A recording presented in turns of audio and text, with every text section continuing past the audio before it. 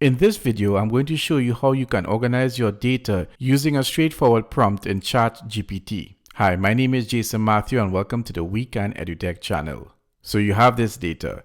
You're required to clean it up and create a username and unique PIN for each person. But it's not that straightforward. In one line, there are the words first name and last name. In some lines, the order of the information is name, email address, phone number, while in others, it's name, phone number, email address. The phone numbers are in different formats. At least one email address has an invalid format.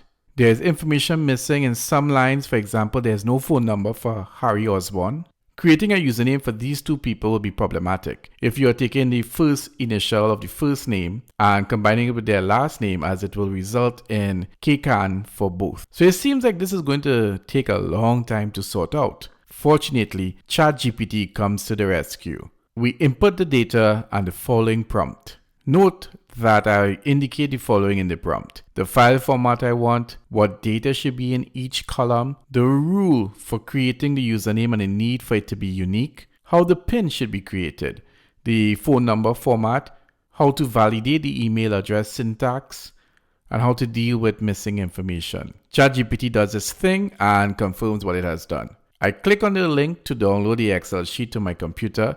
In my case, the file will be downloaded to my Downloads folder. It may be different for you. I'll go in my Downloads folder and open the file up. ChatGPT's code interpreter has separated the information into the requested columns and created a unique username and PIN for each person. All the phone numbers are in the requested format. If you look at rows 6 and 7, you see that ChatGPT realized the username would be the same and so added a 1 to differentiate between the two. In row 9, there was no phone number given for Harry, so ChatGPT left that cell blank as requested. And the email address for Richard in row 11 did not meet the criteria, and ChatGPT indicated that on the spreadsheet as requested. And you can continue to ask ChatGPT to work on the file. For instance, let's say for some reason I wanted to change the usernames to uppercase. I can do that, and ChatGPT will create a new file with your request.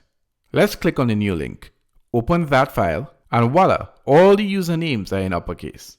Now there are some things to consider. ChatGPT uses something called Code Interpreter to organize and analyze data. Code Interpreter only comes with the paid version of ChatGPT, which costs $20 US monthly at the time of this recording. Also, we are not entirely sure if our data is being used to train ChatGPT, so you probably don't want to give your confidential data to ChatGPT. It's possible that ChatGPT could make mistakes, so you would want to verify what ChatGPT did, which could be challenging for massive data sets.